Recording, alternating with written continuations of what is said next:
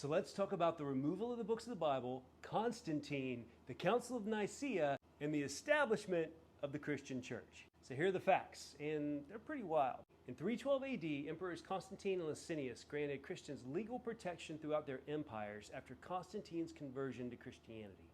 Early in life, Constantine was pagan, but almost every single Roman was, because Christianity was a baby religion at that time. I mean, shoot, Christianity is still fairly new compared to other world religions like Confucianism, Buddhism, Jainism, Zoroastrianism, Judaism, and Hinduism. A lot of isms there. But of course, to us in the West, with our Western mindsets and blinders, we tend to forget all that. But back to good old, not really, but good old Constantine.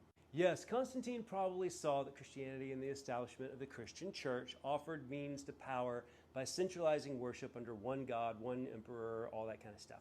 But in the early 300s, there was already a mega threat to the Christian church's survival. An Alexandrian bishop named Arius questioned the idea of Jesus being eternal, made of the same substance of God, because Jesus was born and died. Yes, Jesus was resurrected, but he did die. Because to be officially resurrected, you do have to be officially dead. And since Jesus had physical substance and could be killed, in Arius' view, Christ was not equal to God or of the same substance. And what started off as this little theological debate among bishops soon caused major problems, infighting, excommunication. It was getting nasty and it was infecting everything. I mean, declaring that Christ was not eternally divine weakened what was becoming a core tenet of the church. So in May 325, Constantine called all 1,800 bishops from throughout the empire to Nicea in modern-day Turkey to hammer things out. And about 250 to 308 bishops actually showed up, meaning that the other 1,500 bishops had something better to do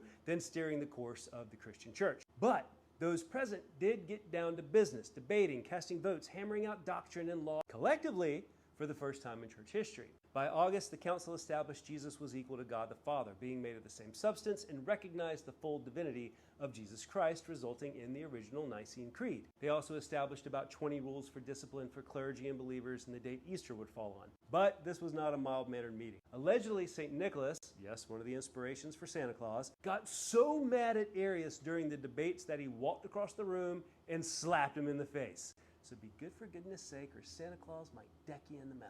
But now that it was agreed that Jesus was equal with God, Constantine then branded Arius and his followers as heretics, condemning them throughout the empire, with the heresy being known as Arianism. So this was a big deal. This was the first time there was a state-issued punishment for questioning aspects of Christian theology, which would kind of become a really big deal later. Side note, the heresy of Arianism would not die out. It made a massive return after Constantine's death, and it came up again and again, and still comes up again and again throughout church history. And that's pretty much the Council of Nicaea. Now notice what I did not talk about. Anything having to do with the exclusion of books in the Bible.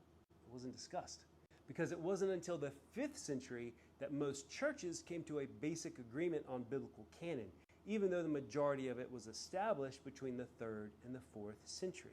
Also, let's clear something else up. Constantine did not declare Christianity as Rome's official religion, because that didn't happen until Emperor Theodosius decreed it on February 27, 380, with Emperor Valentinian as witness. And the thing about Constantine pushing a shadow agenda, it's also very untrue. How do we know? The bishops present said so, with Sozomenos later writing that the emperor gave patient attention to the speeches of both parties and deferred to the decision of the bishops. Now, I'm not saying Constantine didn't have a negative impact on some aspects of the early church. I ain't saying that at all, because, yeah.